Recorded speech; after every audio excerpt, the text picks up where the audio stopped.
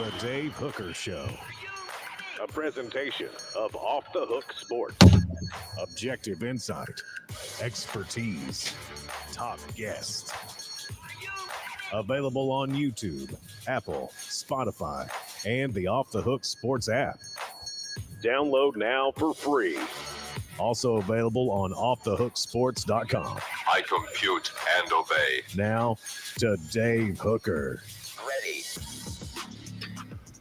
Loaded up like a tractor trailer. Here we go. A big show on tap today. It's a Wednesday, so Jimmy Hyams will join us here in just a matter of seconds. And you know we love that. The Vols up to number 9 in both polls. We'll take a look at the teams ahead of them. Who would Tennessee beat if they were playing them instead of Austin Peay this weekend? Speaking of Austin Peay, 5 balls to watch for the Vols, 5 Austin Peay Governors to watch, as well as we'll begin to break down that game a little bit. And also T. Martin, part of the first all-black quarterback room in NFL history. Could he be a head coach one day? Let's go ahead and bring in the one, the only, Jimmy Hyams. He is a Hall of Famer. Him and John Adams, 2 Hall of Famers on this program, and we certainly appreciate that.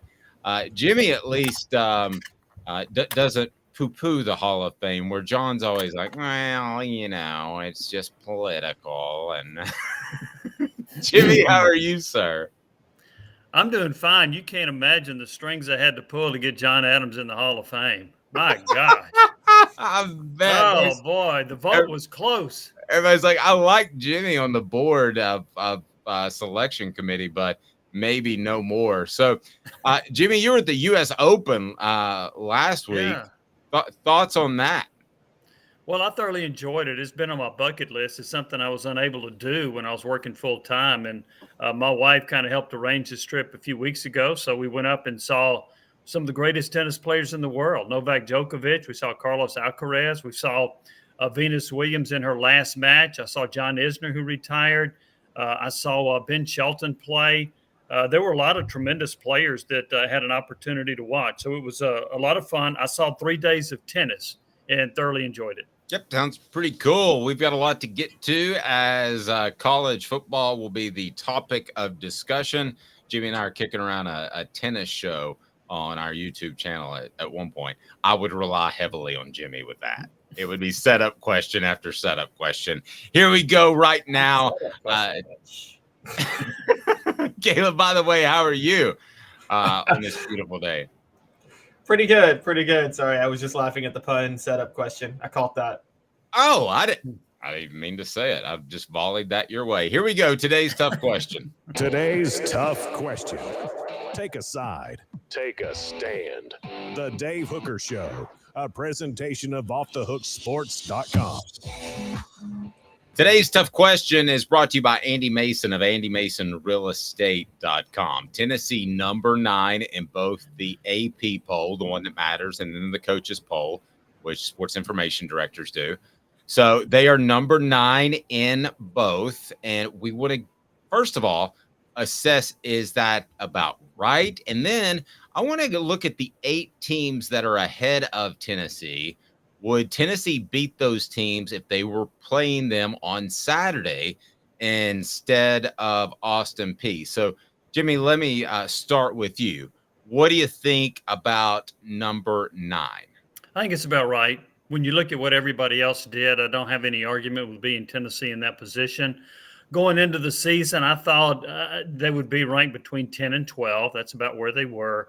And when you watched them play against Virginia, one of the things that you would give them props for, which they looked a little bit better than I thought they would, was on defense. That defense is fast. They can run. They're more athletic than I think than they were a year ago. I think they are deeper than they were a year ago. And look, I get that Virginia is terrible. I understand that. But speed is speed. And when you can get off the ball like they did and you play that fast, I think that is what gives me more confidence in saying I think Tennessee's a top 10 team, because I think this defense has improved. Caleb, think 9's about right? Yeah, I think 9's about right. I'm with Jimmy. This isn't necessarily a whether or not I think teams ahead of them are better than them or not. To me, it's resume based to a certain degree. So I can't knock a Florida State being ahead of them when Florida State beat LSU, as little as I believe in Florida State long term. So yeah, I think 9 is about right. All right, here we go. Let's look at the teams ahead of them. Who would Tennessee beat? So let's start with Washington at number 8. Jim, do we want to say neutral site or do we want to say at Neyland Stadium? We can workshop this as we go. What do you think? I'd say we go neutral site. So I'm going to say in a neutral site, I think Tennessee beat Washington. Washington has a very explosive offense, score a lot of points. Michael Penix, who was a former Tennessee commit and an Indiana reject, is out there throwing it all over the ballpark, and he's got outstanding receivers. But I don't think Washington's defense is as good as Tennessee's defense. So I think Tennessee would find a way to get one more stop. I think Tennessee beat Washington. Caleb, I agree with that. I agree. I think Michael Penix is really regretting not committing to play for Butch Jones. I'm sure he knows that Butch Jones would have developed him so much more than. I'm sorry. What if he showed up and he was such a star that Butch Jones was still the head coach? Well, that couldn't have happened, right? Sorry. No, I was just playing for Butch Jones. I can't even imagine after the weekend he had. That would be horrible. Yeah, his star is shining after that Oklahoma game, isn't it? With the former Tennessee quarterback and JT Strout starting for him. Well, he's got a 5-star heart. Yeah, this is like covering nowadays. Just covering college football is like covering recruiting back in the day. All these names moving around, committed to this team. I mean, it's why I stopped covering recruiting. It was just a little bit too much. So next up would be Penn State at number 8, neutral site. Does Tennessee beat Penn State at number 8? I think Tennessee could beat Penn State. Penn State, now I think they've got a pretty good quarterback who's underrated in Drew Aller. They have a really good 1-2 running punch. But I don't think – they got one really good receiver. I don't know that Penn State offensively could keep up with Tennessee. So I think Tennessee's every bit as good as Penn State. I think Tennessee could very well beat Penn State. I think they would. I do. I think Penn State's a little bit overrated. I do like what you said about the quarterback play, though, Caleb. This is a total toss-up to me. And the reason it's a total – watching Penn State over the weekend, I will say the reason a lot of people were higher on Penn State going into the year was the offensive line. The hype behind the offensive line is real. And so I think the question would be, can Tennessee get the same type of pressure off the edge that they got against Virginia? And I'm not so sure they could. So I'm going to say Penn State, but it'd be by 1 in overtime. It'd be something crazy. It's a total toss-up. So I'll lean Penn State a little bit. Tracy Morgan, what say you? That's crazy. All right, Southern California, USC. How about Tennessee playing USC? If they were playing this weekend, USC is at number 7. Who wins that football game? I would lean a little bit towards Southern Cal. Now, Southern Cal's defense isn't very good, so this gets down to another one of those. The first one to 50 probably wins.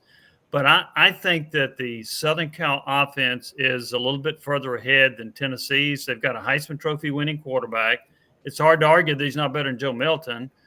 They got a transfer from Arizona named Dorian Singer that I thought, man, that guy's going to light it up. Well, he's like their 4th best receiver. Are you kidding me? So I think Southern Cal's offense is so good. I would take Southern Cal. All right, what about you, Caleb? I'm basically ditto what Jimmy said. I totally agree. The question is, Tennessee USC football, Tennessee USC basketball. Which game ends up with more points?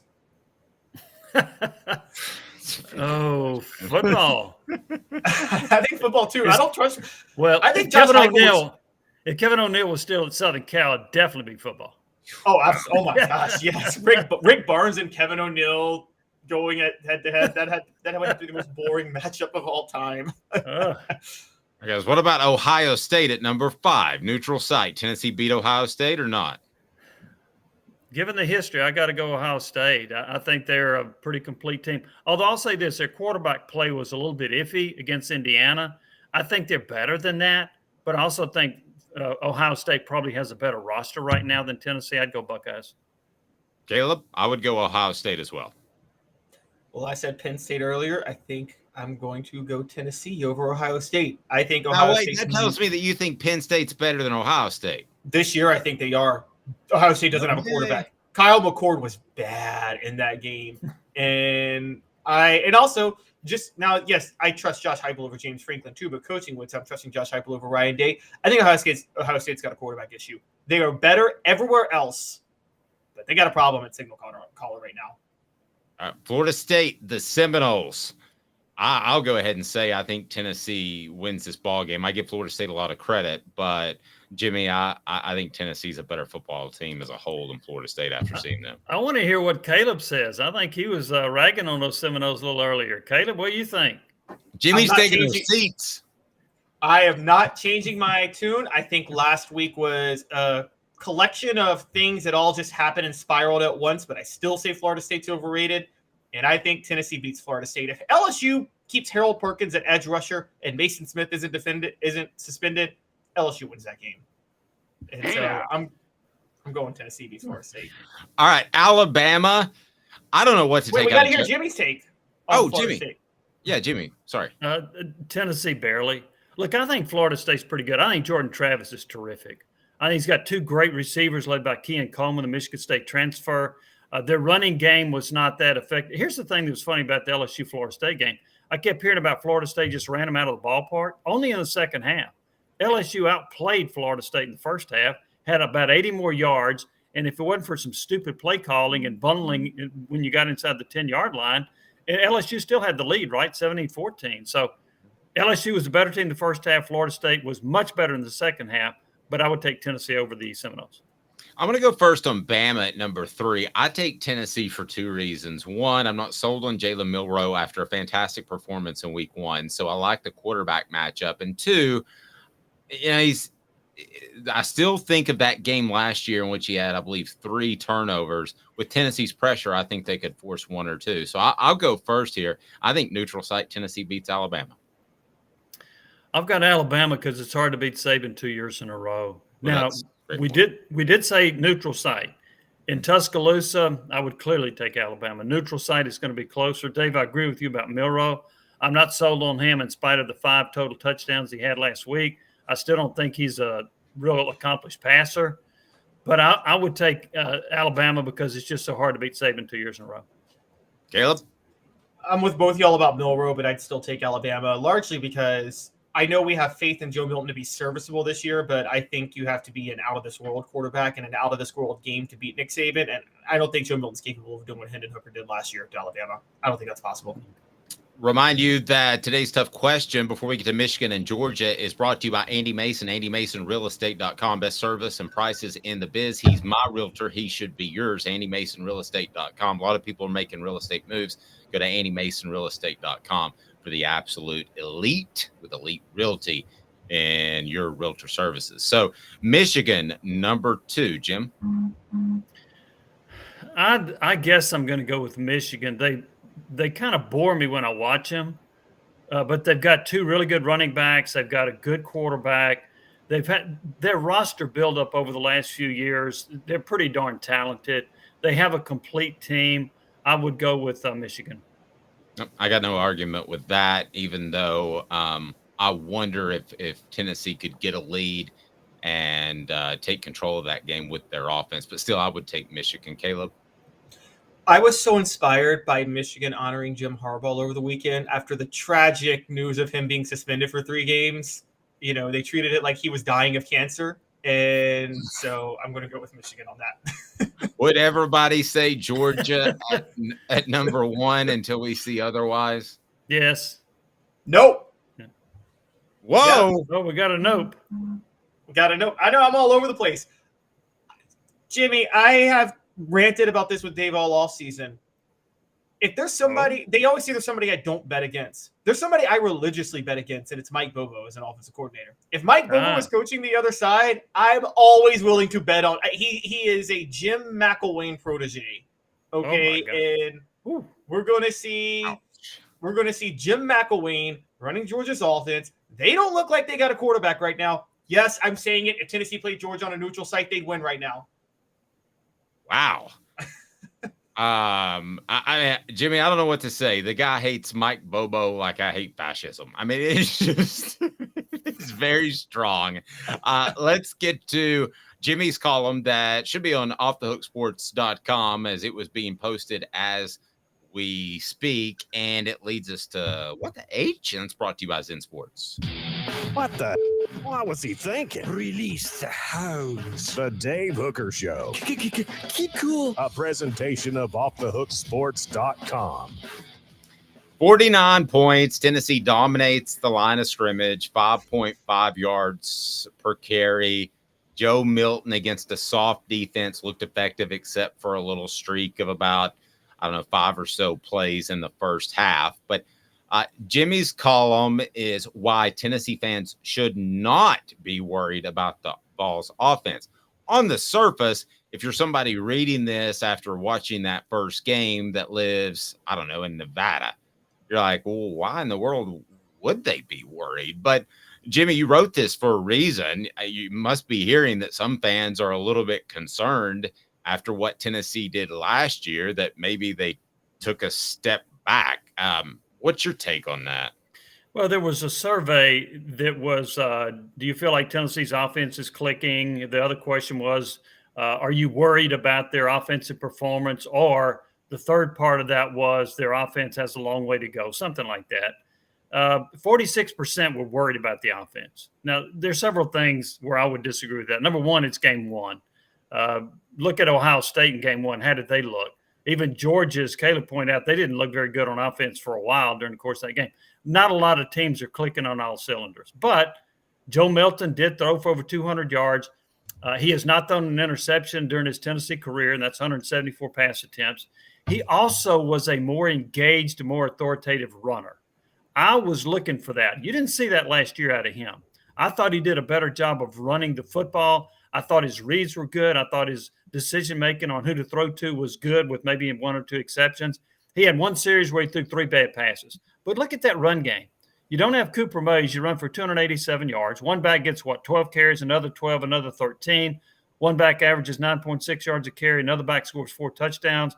The receiving core, which I think is exceptional. I don't think they were always on the same page with Milton, but again, that's game one.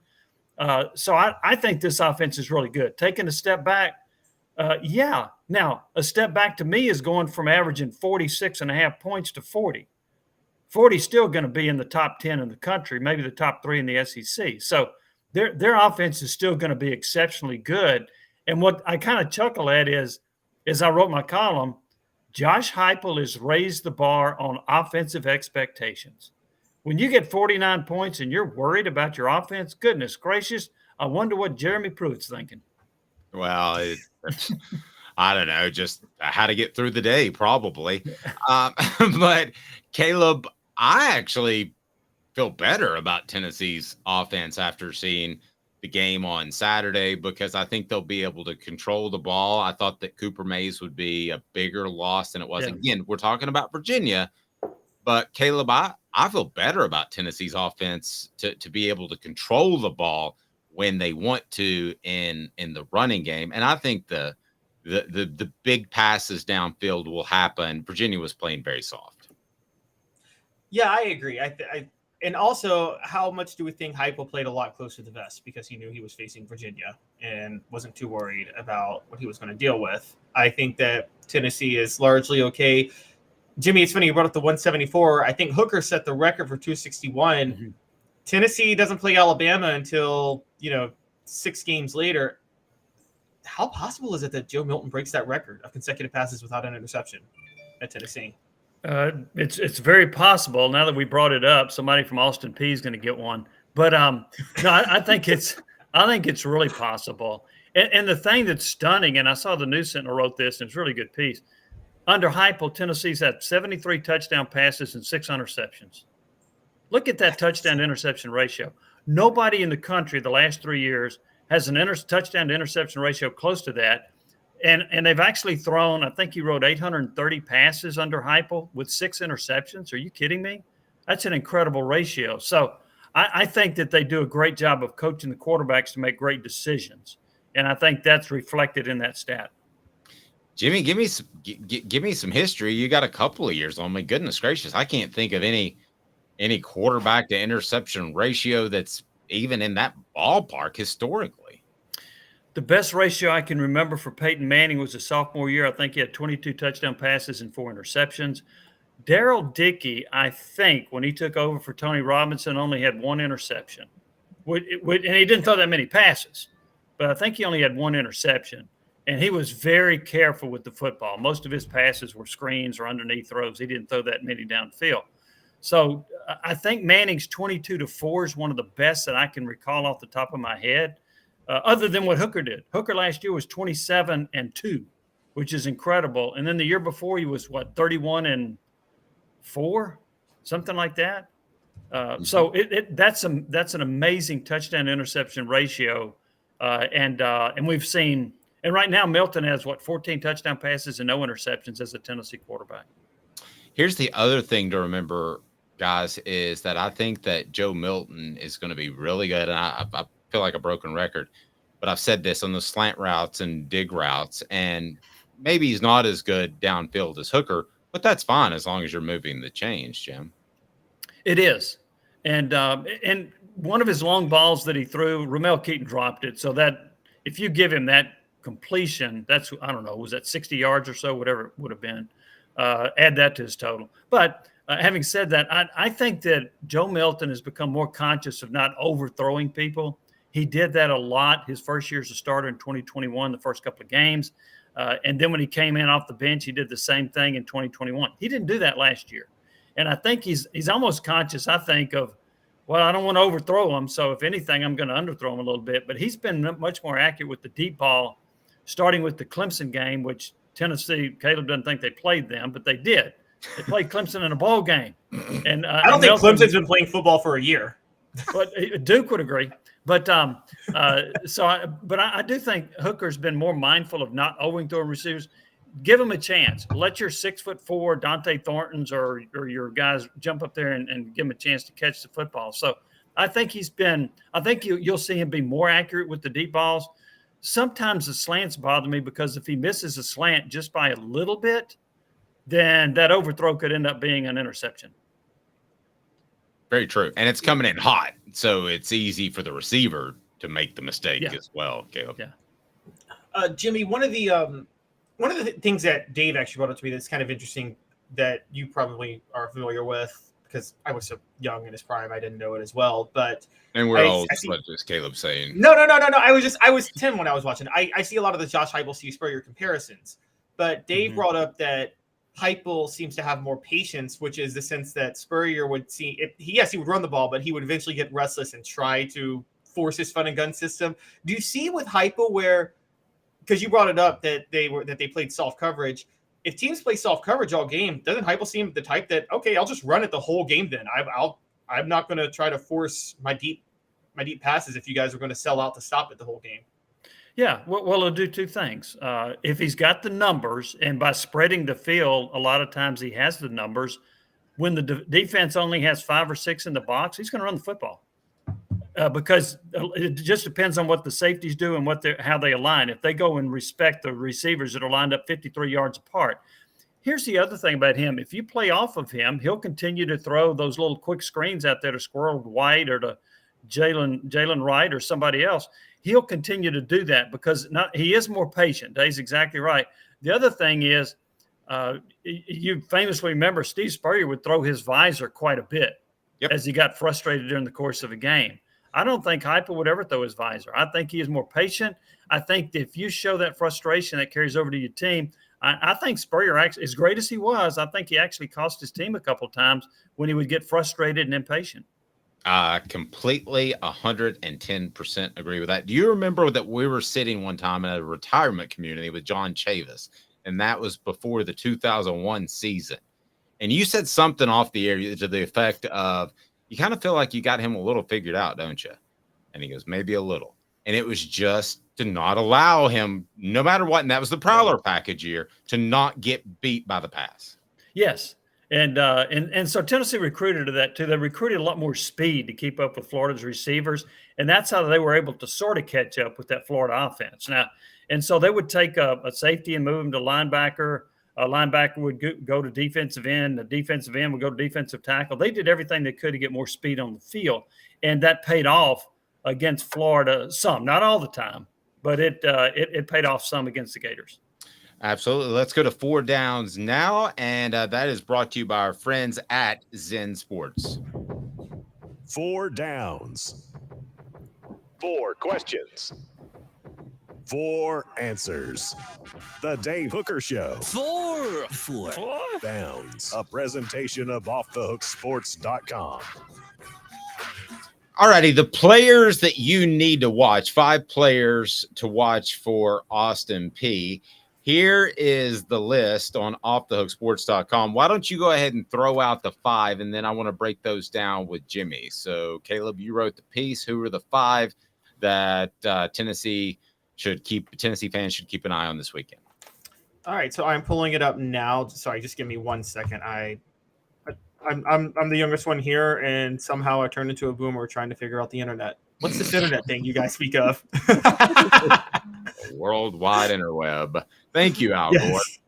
Yes. Hey, he invented it. Yeah. Okay, so here we go. Okay, so my 5, I figured that I don't know if you guys agree with me, but I'm doing my 5 based on what we need to see from people, because I don't think anybody's going to be that crucial to win this game. I think that Tennessee's going to sleepwalk. So I start with Danico Slaughter at number 5 because ASU Austin Peay does run some tempo. So I kind of want to see Danico Slaughter be tested at cornerback because I've heard a lot about him in the offseason. Brew McCoy was a little quiet last week, so that's the reason he's on the list.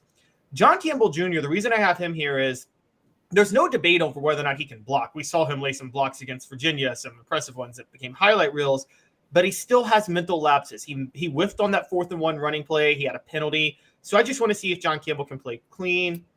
Arian Carter at number 2, because Arian Carter, I think Keenan Peele and Aaron Beasley Keenan Peele got a game ball for last weekend's performance. I think we're going to see more of the younger linebackers in this one. And then Nico, because I think the goal is for Tennessee to have a 50-point lead at halftime and Nico play the whole second half and get his feet wet. That is, of course, the one, the only. That's right, because everybody gives me a hard time for his name. All right, let's get to 4 downs, brought to you by Zen Sports. And I want to get Jimmy's take on this list. Again, Zen Sports, man, that's where you need to be gambling nowadays. Zen Sports, the new sports book in Tennessee, revolutionizing the way you earn sports betting rewards. That means no more deposit bonuses that turn into deposit nightmares on Zen Sports. What you see is what you get with their cash rewards program. You get a lot of cash for a welcome bonus. Earn an unlimited 5% cash back on your betting volume for your first 15 days when you sign up with the promo code HOOKED. That's right, HOOKED. Unlimited 5% cash back. Keep betting, keep earning with up to 3% cash back on your betting volume every month after that, and refer friends to earn a percentage of their betting volume as cash rewards too. Zen Sports bringing the cash back to Tennessee. So if you bet big on sports, you want to be betting on Zen Sports. Zen Sports betting just got better. Coop, what down? Coop here. First down. First down. Jimmy, let me ask you this. Who would you add if this were a list of 6 players? I would add Dante Thornton. Caleb mentioned Brew McCoy, and McCoy, we know what he can do. I don't know exactly what Thornton can do. So he was somewhat of a non-factor, as was McCoy. So I would add Thornton to that list to see if he can get on the same page and build some chemistry with Joe Milton. Pretty good one. I got that. I actually can't do better than that. That's exactly who I would add. Very good. Who didn't make the cut, Caleb? For me, Dante Thornton was actually in my mind. It kind of came down to Brew McCoy and Dante Thornton, so I have no debate with you guys on Dante Thornton. I also had Wesley Walker because I was between Danico Slaughter and Wesley Walker since both are starters now at cornerback and free safety. I saw a good bit from Wesley Walker towards the end of last year, so I still need to see more from Danico Slaughter, and that's why I put Slaughter in. Okay. Let's go to second down, Coop. Cooper Mays here. Second down. Of those players, who impressed you the most in week 1, Jim? Of those players? Yes. That we just talked about? Of the 5 to watch on the list. Gosh. That's hard to say. And give us the 5 again, Caleb, if you can. Danico Slaughter, John Campbell, Arian Carter, Nico, and Brew McCoy. You know what? I'm going to go with Campbell of that group. For one, he went Michael Orr on blindside and blocked the guy up into the stands. I still am stunned he didn't get a penalty for that. But wait till the Tuohys adopt him and tell him to go to Ole Miss yep. in a few days.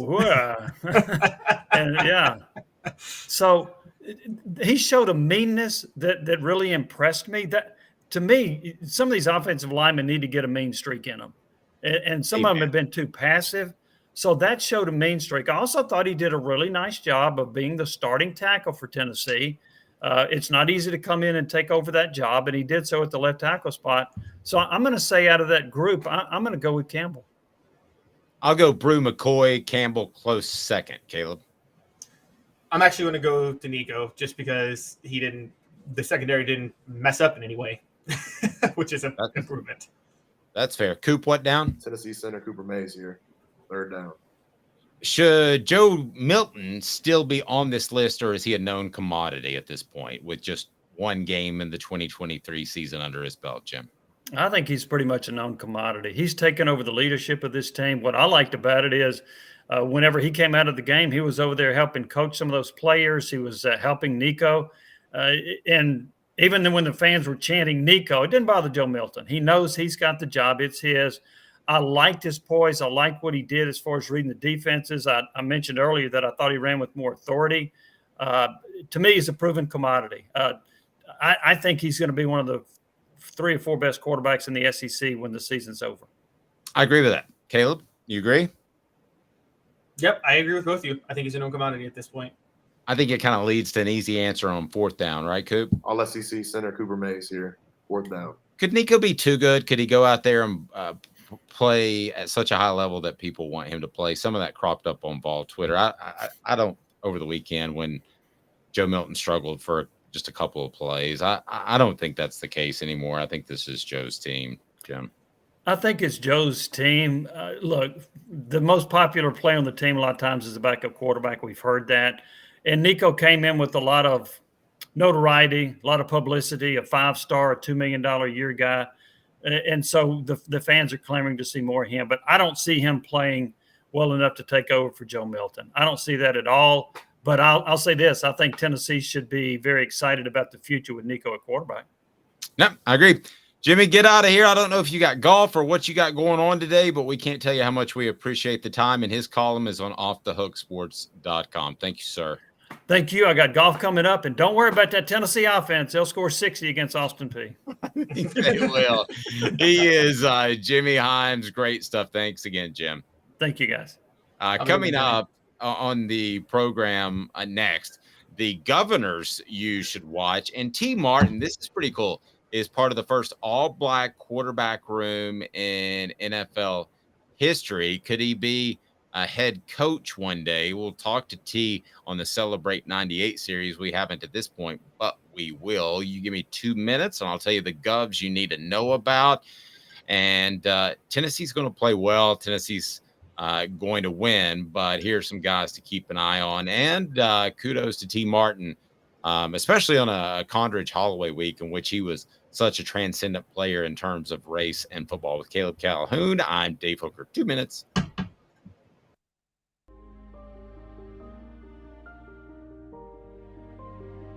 Our family has been creating one-of-a-kind pieces of jewelry in West Knoxville since 1986. Each piece is a combination of unique processes that bring your idea to life.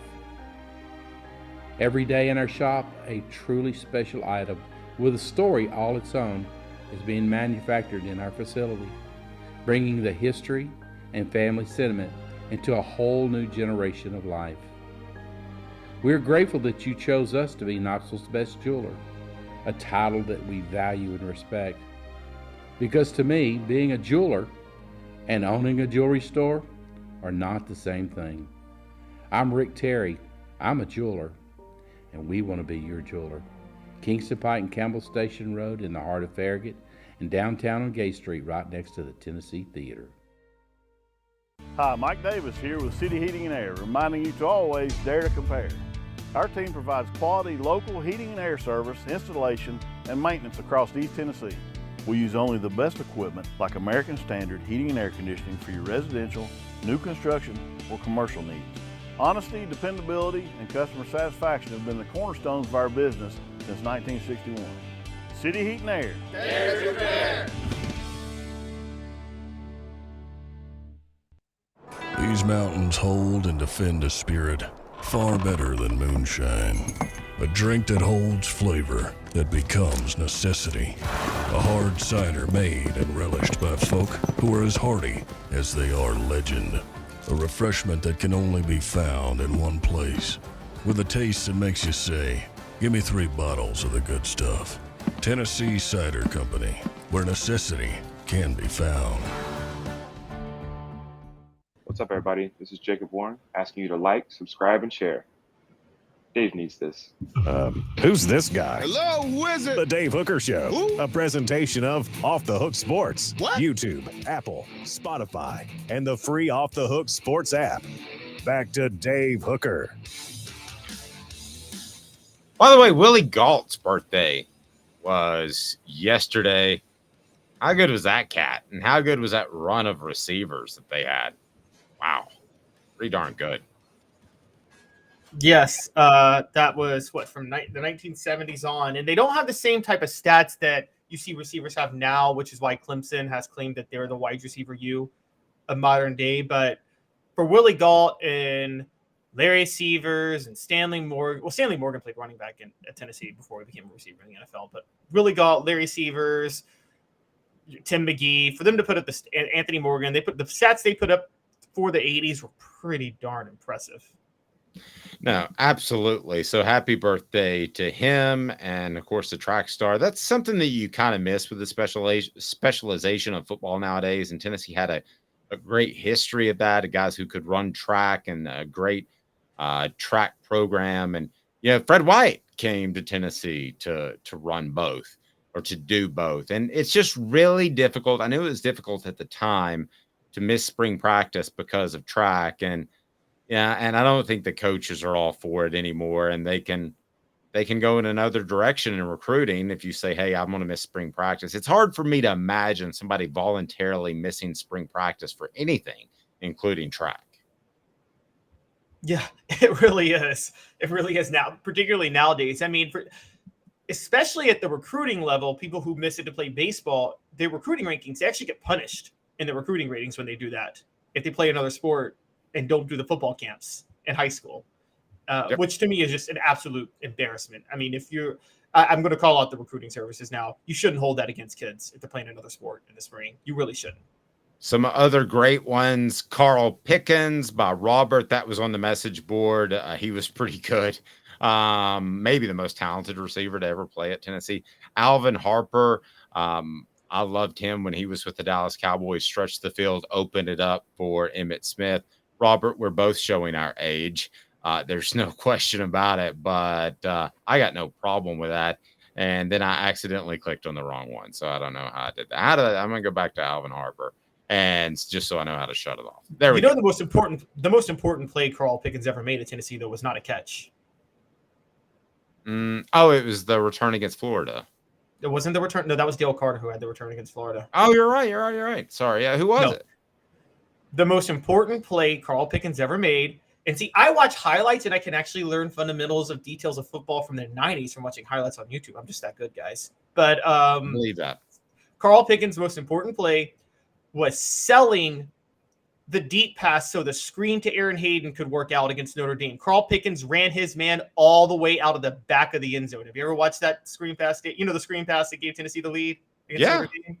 Yeah. Look at Carl Pickens on that. He drew 2 men all the way to the back of the end zone. Yeah. Stanley Morgan mentioned on the message board. Great job, guys. Keep them coming. And then you have Peerless Price. My favorite receiver in Tennessee history. Celebrate 98 series. Now, Charles brought up a good point. Todd Helton missed spring practice, I assume. Yes, I would think, since he's playing baseball. The other thing with Todd Helton is he really wanted to play football. I coincidentally, I think I told you this, worked out with his dad at the same time at the same gym and talked to him a lot. And I think Todd really wanted to play football more than baseball. He just wasn't really big enough. And let's face it, he's a darn good baseball player. So I think he made the right choice. The family made the right choice. Let's put it that way. Yes. The family made the choice for him that Jalen Hurts' family should have made for him to play defensive end instead of running back. I couldn't say it better myself. Let's get to some govs that Tennessee fans should keep an eye on. And there's a reason you should keep an eye on them this year, because you don't know if they could be Vols next year. Austin Peay is an in-state school with the transfer portal nowadays. We're seeing players play well at lower levels and move up. So this is kind of, the game's going to get out of hand, but this is a little bit of a scouting venture, I believe, that when you see the MTSUs of the world, when you see the Austin Peays of the world, you may see a guy that has developed late and has suddenly become a great athlete in his late teens instead of maybe as a high schooler when he was evaluated as a prospect. So get me rolling on the govs that we should keep an eye on, Caleb. Who's number 5 on your list? 5 govs to keep an eye on in the Austin Peay game. And it's brought to you in part by Herald Group Security Solutions, leadership, experience, specialization, addressing problems through unique mission-specific mitigation technique, also making your children safer one school at a time. Encourage your administrator to reach out to Herald Group Security Solutions. We know school shootings is a terrible thing. They can help avoid that with their school security solution. So what gov you got, Caleb? Well, I love the name the Govs, by the way. I love that short form. I hate it. I think it's stupid. Well, I got to just for some history real quick, in 2 seconds. Austin Peay was established during the governorship of Governor Austin Peay in the 1920s. That's why they're called the Governors. How much of a narcissist do you have to be to establish a college named after you when you're the governor? Pretty bad. That's like Teddy Roosevelt putting his face on Mount Rushmore, which he was instrumental in. Yeah, but if I started the university, the nickname would be the Hookers. All right, so what do you got? What gov do I need to keep an eye on? Okay, so number 5 is Corey Chapman, a defensive back. He is a do-it-all secondary player. Had 7 tackles for a loss, 2 sacks, 2 picks, 2 pass breakups, and 67 tackles in 2022. Look, their defense wasn't good against Southern Illinois last week, but that was mainly due to turnovers on the offensive side. He still had half a sack and broke up a pass last week. So Corey Chapman is a pretty versatile threat at defensive back. All right, I can roll with that. Potential future Vol. This game would have been last year, then certainly because Tennessee needed all kinds of help in the defensive backfield. Who is next?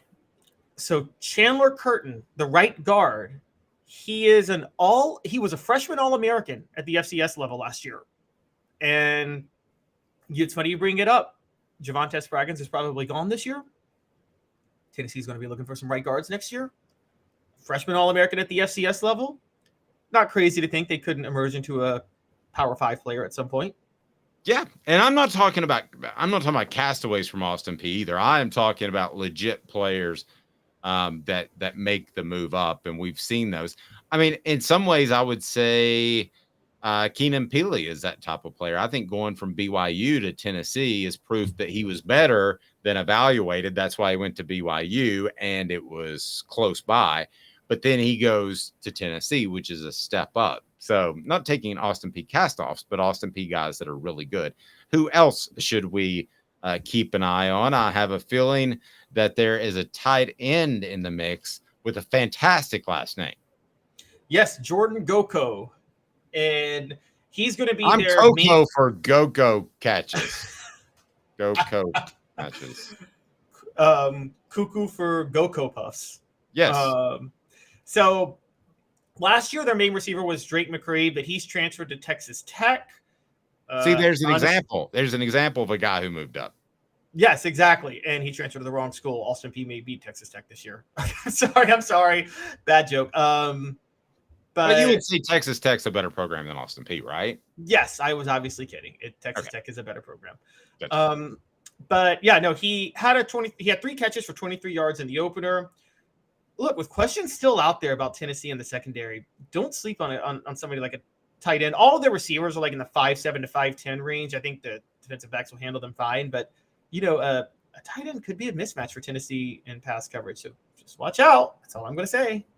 Yeah, and if you think about it, Tennessee loses Jacob Warren, And then McAllen Castles, I believe, just has 1 year left. You might want to double check me on that. So you never know. Now, I like a lot what they've got in Ethan Davis and the young man out of Europe. I like both of their upside. I especially like Ethan Davis. I'm going to go out on a limb here and say that I think Ethan Davis will be the most explosive tight end in Tennessee football history. Whoa! Is that That's insane? out there. That's that out there, insane? bro. Am I That's Skip insane. Bayless all of a sudden? No, I think athletically, I No, don't think no, they've you ever would had be you would only be Skip Bayless if Ethan Davis had like one catch next year, and you said it doesn't matter, he was still the most explosive because somehow he made everybody else explosive around him. That would be the Skip Bayless move. I think the best overall tight end will always be Jason Witten. Wasn't a great blocker, but he was a shield blocker, and he did play physical, and he was a very, very good tight end. But I think Ethan Davis is going to be a step faster, and once he gets the game down, I think he's going to be an Antonio Gates type of player, if you remember him, without the steroids and without getting too big and getting addicted to looking at yourself in the mirror. So I think that Ethan Davis, yeah, I'm going to, and I'll be the first to tell you that I'm wrong if I am wrong. Yeah, I make predictions sometimes, but I feel pretty good about this one. Now, part of the reason I feel good about this one is because Tennessee's tight ends, other than Jason Witten, are who? I mean, Well, would have been Brad Cottam if he wasn't hurt in 2007, because Brad Cottam was a big threat. If some butts and candies and nuts, what a Merry Christmas we'd have there, Caleb. Even it was during a bad era, Michael Rivera was pretty good too at Tennessee. There was some, but he's not in a Witten category. No, he's not. He's not. Ethan Wolf should have been good, but Butch Jones didn't know how to use him. So I mean, how many times have I said that on this show? Yeah, I will give you Ethan Wolf could have been analogous to Jason Witten if used right. I'll give you that one. I will definitely give you that one. Wolf with the knee. Don't forget how to spell that. Tyler Long at linebacker. Another transfer is maybe Austin Peay's the new destination school in the state. I don't think so, but he transferred from Norfolk State. Had 5 sacks, a forced fumble, an interception, and a pass breakup at 106 tackles. And in the opener, he did have 17 tackles, only 2 solo, but he was all over the field. So, again, I don't think Tennessee really has to worry, but just expect to hear his name called a decent bit on Saturday. And we didn't mention Chris Brown, who I love, by the way. The tight end. Yeah, that's true. Yeah, love me some Chris Brown. And then number 1, the quarterback, Mike, what's the dealio, Leo? What's the dealiello? What's the dealiello? As a quarterback, I mean, if they're going to keep it close, he's got to play at a high level. Tell me why he's so good. First, I want to tell you Hemp House, the premier hemp dispensary online with a wide variety, great selection, and strict standards to ensure that you only receive the best in CBD or Delta products. We'll have a promo code soon. Go to hemphousechat.com, hemphousechat.com. And what if, I'm just saying, what if we had a CBD treat? Let me ask the message board that was in a power tea that got you in a really good mood, was orange. And what if it was called the Big Orange Crunch and it was available in our soon to be launched merch store? What if? Would that be a good idea? That would be a great idea. Thank you. Stay tuned. Stay tuned. We got things are happening. Tell me about Mike. What's the dealio? So Mike Dealiello, you confuse me with the way you're doing that now, because I would say that he was a Division I quarterback, came from MTSU, and last year he did throw for over 2,400 yards, and he ran for over 400 yards. So he is a dual threat. Did throw 2 picks in the opener, though. I don't think he's really any threat to Tennessee on Saturday. I'm just saying that if he's to make this a game at all, he will have to be a dual threat and kind of make this entry interesting. But yeah, keep an eye on him. Put it this way, he's going to be better than Tony Muskett. Yes. Rocky Top Tom says Big Orange Kush maybe is the new nickname. That's not the worst in the world. Kush. Yeah. Lance Pepper, That's weird. I know a guy named Lance Lepper. David Martin was a tight end, right? He was in the NFL. And if you remember a Monday Night Football game for the Packers, John Madden went crazy talking about how they got this guy. And I'm here to tell you, boom, bam, boom, he's going to be great.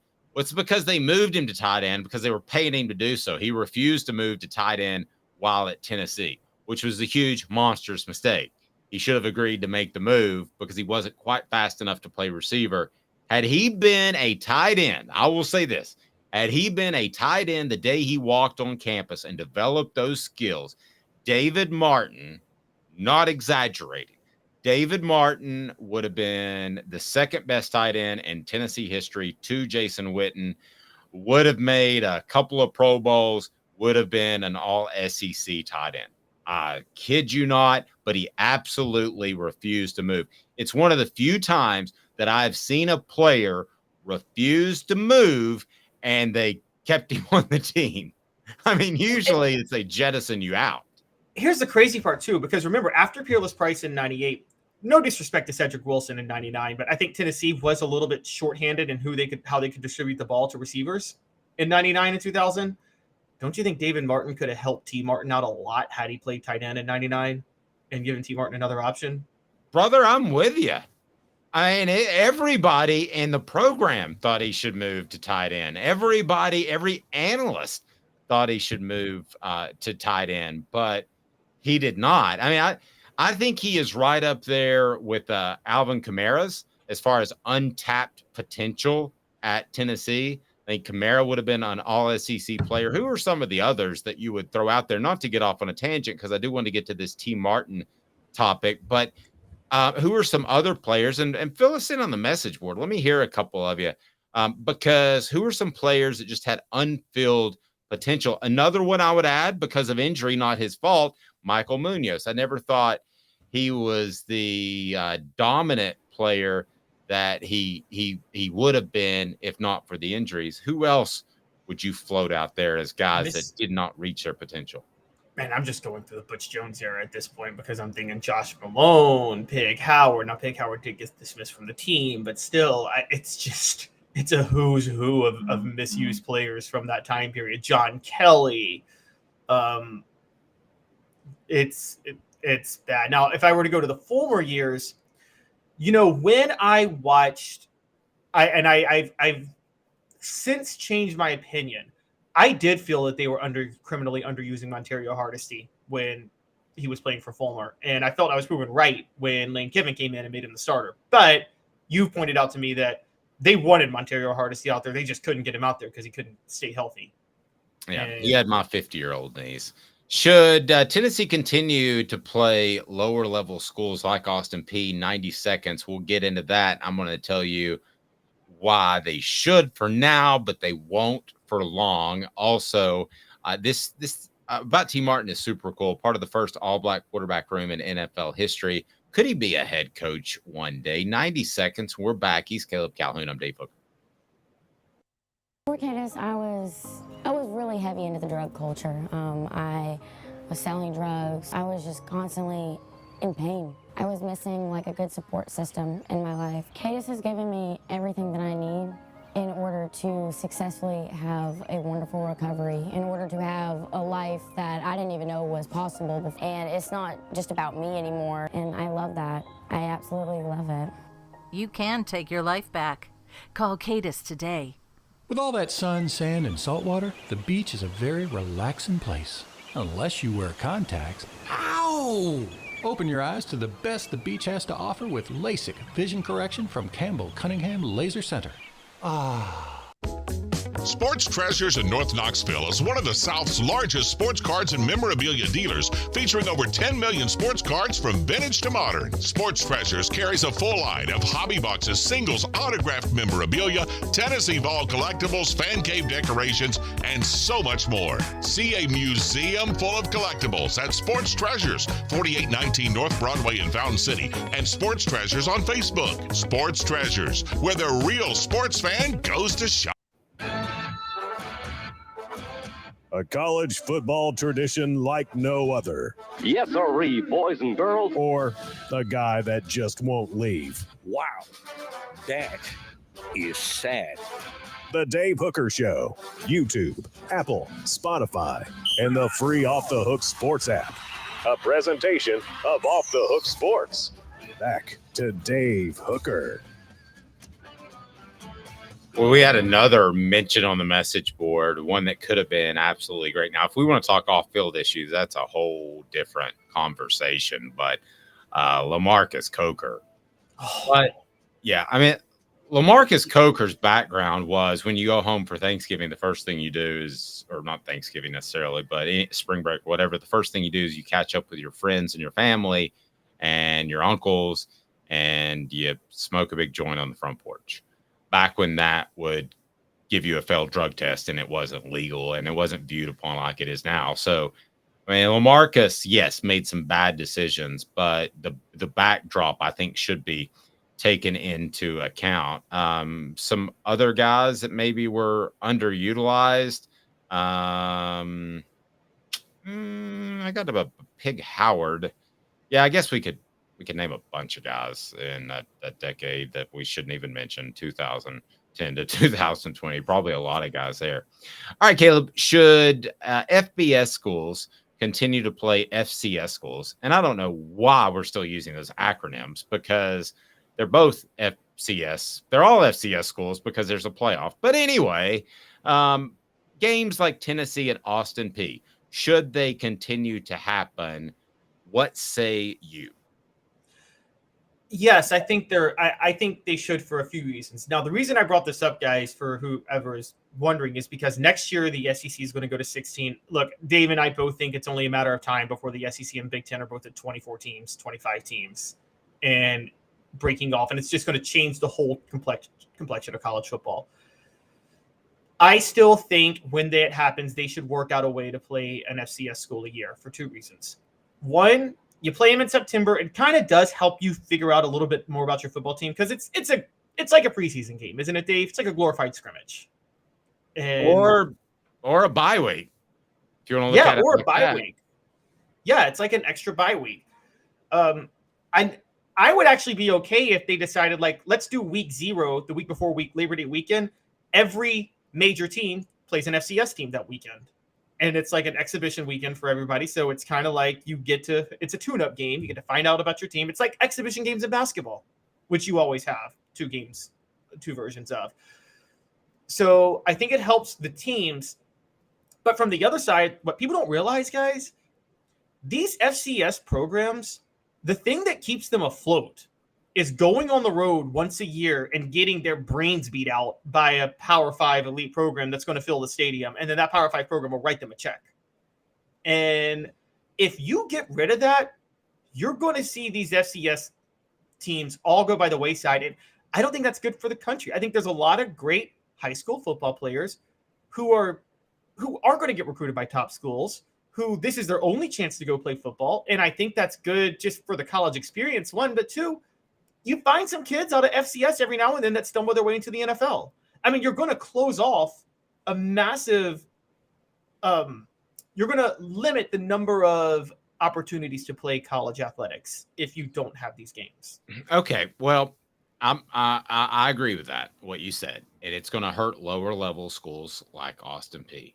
So as we stand right now, I believe that you either play Austin Peay or you play Michigan, Notre Dame, Southern California.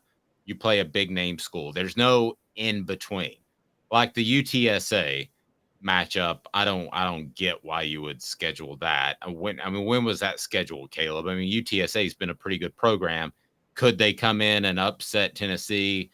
Yeah, I mean, it's unlikely, very unlikely. But it's much more likely than Austin Peay. So if you see what I'm getting at, you either give money back to football, and no doubt, like Marshall. I never understood why they played Marshall. And back in 2005, had Stan Hill not turned his ankle, Marshall might have beaten Tennessee in Neyland Stadium. That would have been horrible for the program. So I never understood why you would schedule those type of guys. You either play somebody elite that a loss doesn't ding you too much in the college football playoff and that you get a lot of pub out of, or you play an Austin Peay, MTSU, preferably in-state, to give them the money. Now, that being said, what I ultimately want to happen, and I know some people on the message board are going to get mad at me, I want every game on the schedule to be losable. Okay. I want like the NFL. Okay. And I know you think I'm crazy, but I want a 9-3 season worthy of making a 12-team playoff, which it will be, and every game's exciting. Maybe I'm being selfish because I've sat through some North Texas games that the game was over before the band took the field for pregame. And that's what I would like to see, 12 quality games. How many quality games does Tennessee have on their schedule this year? I mean, that truly quality games that they could lose that you're going to sit there and sit through. And even if an Ohio State, Michigan, or Florida, LSU is on the other channel, you're going to sit through. How many of those games are on the schedule? Oh, I mean, maybe 5, 4. Like, I do count South Carolina, Texas A&M, Florida in this quality game situation. Well, no, I would count South Carolina, Texas A&M, and Florida because they're in the conference. But okay. I wouldn't mind, like, because Vanderbilt's in the conference, so right? I wouldn't mind. That's what I was going to say. I wouldn't mind jettisoning Vanderbilt. I mean, if you want to get rid of Vanderbilt, you could. Now I know they're not going to. They're original charter members, right, of the SEC, and they're not going anywhere. But I would like for all 12 games to be real contests. So and I know D's saying we could lose this Saturday. Not likely, but it could happen. I don't think it's even within the realm of possibility. So those are the games I would remove, Caleb, from the schedule. Once that movement comes where the Big Ten and the SEC are like the AL and NL, and you have a super conference. Once that comes, now I'm not saying I would do it now. I mean, I wouldn't schedule Notre Dame, Miami, blah, blah, blah, all those teams back to back to back. You still need some soft opponents with the way college football is set up now, but it's not going to be set up like that for very much longer. Yeah, with the Big Ten and the SEC, what's going to happen is they're going to get so big. They're going to separate. The one good thing about it is people who think conferences are dying, Dave, you know this, they're going to get so big, they're going to create conferences within the conference at this point. And then there will be more control and new rivalries will come out of that. I think you'll have a situation where you play all of your conference games, then your conference games, a couple of games with the Big Ten on the other side. And yeah, I think you can get 11 out of that. And then one game a year against one of the teams that's iced out from the new major league that you're talking about. I think one game a year is fine just to keep these programs afloat. And I think here's what I don't want to happen. I don't want to see college football programs drop like flies that are decent programs at smaller levels that have potential to have a decent fan base, all because they're not in the SEC or Big Ten, because we know they can't compete. They can never realistically compete. Like, even it's funny, you brought up MTSU. MTSU is never going to be in the SEC or the Big Ten. Ever, ever, ever. That's not happening. They are not capable of competing at that level. That's fine. That doesn't mean that that their school, their fans, and those players don't have a right to have a decent football program for where they're at. No, all great points. Now, Tom says replace Austin Peay with Virginia Tech. No offense, Tom. We agree on a lot, but not this one. Virginia Tech is the exact kind of opponent I would not schedule, because they're going to get up for that game. They're not a lowly opponent, but unless you hold it in Bristol Motor Speedway, which was stupid, unless you do that, you're not going to get a lot of pub off of the game. So Virginia Tech, even though I know it's a rivalry up there, Tom, and I don't want to dismiss that in the Tri-City area, that's the exact kind of opponent I would not put on the schedule. Yes. Do you remember, just for reference, back in the late 90s, Tennessee kind of learned this because they were scheduling Memphis every year, and Memphis was putting up a fight. I mean, they beat them one time, and because Memphis had a top 5 defense every year, even though they weren't a good team. And it's like, that's not who you want to play when you know Memphis is going to get up for that game, and you're just trying to get out of there with the win and call it a day. Yeah, absolutely. Let's talk some T. Martin. T. Martin is a coach, as you know, a former Vol. He is with the Baltimore Ravens. He has had a very successful career, bounced a little bit from place to place, kind of got caught up in all that Southern California mess. And he is part of the first, we believe, all African-American quarterback room from players to coaches. So assistant coaches, quarterbacks coach Kerry Dixon, quarterbacks coach T. Martin, quarterback Tyler Huntley, quarterback Lamar Jackson, quarterback Josh Johnson. It's incredibly cool, but it brings up the question of T. Martin. Will he ever be a head coach? I'm sure that was his aspiration at one point. Sometimes people set that aside either because they have to or because they realize it's such a stressful job. But T. Martin, will he ever be a head coach? Will he have that opportunity? I don't think the African-American aspect of it works against him nearly as much as it did even 10 years ago. But I think that his ability to adapt and what he did in that 98 season makes me think he would be a good head coach. Is he as affable and outgoing to be a recruiter? I mean, I don't know. That's a tough thing. Let me get your take. And it's brought to you by Rick Terry Jewelry Design. They want to be your jeweler. Looking for affordable game day jewelry? How about the Fire Opals, a Tennessee tradition? rickterryjewelry.com. Tell them Off the Hook Sports sent you. Support our advertisers. That's why we're here. T. Martin, could he be a head coach? Let me make the case against him first, and then I'll make the case for him.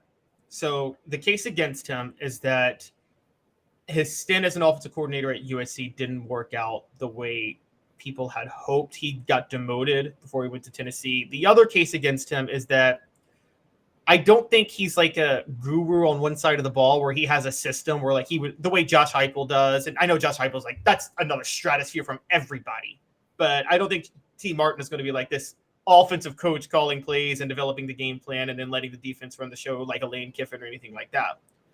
The case for T. Martin, one, at USC, he did win a Pac-12 title and win the Rose Bowl one year. And we know that it was just a disastrous situation. Clay Helton was fired after T. Martin left. Two, T. Martin is actually one of the best receivers coaches that college football ever saw. He made great receivers in college football. Three, he actually is a really good recruiter. He coached in high school in Georgia for a little while, so he's got really good connections. T. Martin could absolutely recruit. And one of the things that I give T. Martin credit for, and this is for... I thought you were making a case against. Now I'm making it for. Sorry, okay. I started against. Now I'm going for. Okay. And for, and the biggest one, he's got like a Zen-like patience to him.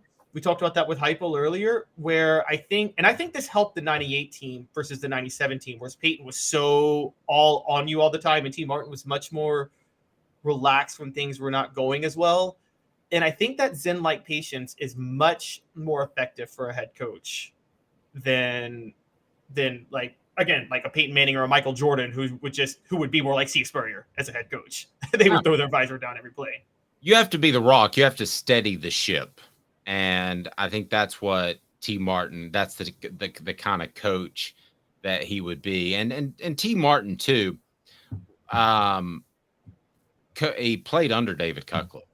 I mean, that's a great, fundamentally solid offensive mind. Maybe not exotic like a Josh Heupel, but he picked up a lot of that. So I think that would greatly help. Portions of the program brought to you by Sports Treasures, carrying over 5 million sports treasures and so much more. One of the biggest memorabilia shops in the Southeast. Follow on Facebook for the best sports memorabilia updates.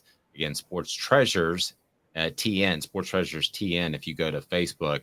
Now, impossible question to answer. Would he be successful? I think he would be successful kind of in a former way. He would have to get the right staff around him, and where he could actually then go recruit, be the CEO, and kind of be the, like you said, calming of the ship. The question, I don't know how long that can last. I'll tell you this, if T. Martin took a job at Georgia or Alabama, I think he'd be successful because, Dave, as you know, you can do that at Georgia and Alabama or at a Miami or Florida where all you have to do is focus on recruiting. I think at Tennessee might be a little bit trickier because you can't just fall out of bed and get a top 5 class at Tennessee. You can fall out of bed and get a top 15 class at Tennessee, but you can't fall out of bed and get a top 5 class at Tennessee. Lance says T was the most important player UT ever signed out of the state of Alabama. Do you agree with that? Oh, over Condredge Holloway himself. Wow. That's the first name that came to mind. Condredge was more important from a social perspective, being the first black quarterback in the history of the SEC. But impact on the field, if T. Martin isn't willing to wait another year, when Peyton Manning says he's coming back, if he's not willing to come to Tennessee behind Peyton Manning in the first place, if he doesn't come through in 98 the way he did, his willingness to take slightly adapted playbook that wasn't as aggressive as it was with Peyton Manning, they don't win a national championship. So I would have to say that, yes, he's the most important player UT ever signed out of the state of Alabama. I would have to say that. And that's not a knock on Condredge and Condredge Holloway's big week with the throwback jerseys. But yes, I would have to say that's T. Martin. And if T. Martin were to become a head coach one day and become successful, I don't think there's a football figure alive who would have a better movie to be made about him than T. Martin. I mean, his life story is incredible. I mean, he came from nothing in Mobile, Alabama. Sports Illustrated, after Tennessee won the national title, did an expose. I mean, he's lost. By the time he was in college, he had lost like 12 friends to gun violence alone. And I wasn't aware of that, actually. Yeah, and do you know how he became a football player in the first place? He was an avid reader. No, I didn't. He was an avid reader. And when he was like 10 years old, just reading outside of a football practice in a field in Mobile, a loose ball came and he threw it back to the coach, and the coach liked the way he threw the ball and asked him to keep throwing it. And that coach got him into youth football. And that's how he got in. I mean, that's a Hollywood story if you've ever heard one, isn't it? And yes, you would have to address the fact that he might have gotten paid to come to Tennessee. But that's another chapter to that book. He's Caleb Calhoun. I'm Dave Hooker. One of my favorite lines of all time is Tennessee Sports Information wasn't making people available like I thought they should. And they had, remember those wax statues they had of Peyton Manning and T. Martin? Do you remember those they were in the little Hall of Fame area where we do interviews? And I said, hey, Bud Ford, would you be upset if I stuffed some dollar bills in T. Martin's pockets up there? Like slightly hanging out. I was pretty proud of that. On the record, though, that's the least of scandals, because who cares if he was getting paid at that point? I mean, I'm sorry. Well, he didn't get paid by Tennessee. He got paid by a Tennessee booster his junior year when he started becoming a prospect. What? Listen, I thought I'll pay him now. I thought they should have gotten paid back then. By the way, Tennessee Cider Company, go to tncidercompany.com.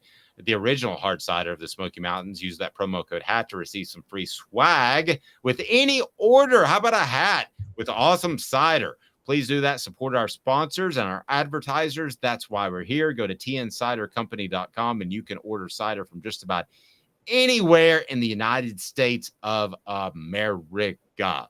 Have a fantastic evening, day, night, afternoon, whenever you're watching. For Caleb Calhoun, I'm Dave Hooker. This has been a presentation of Off the Hook Sports.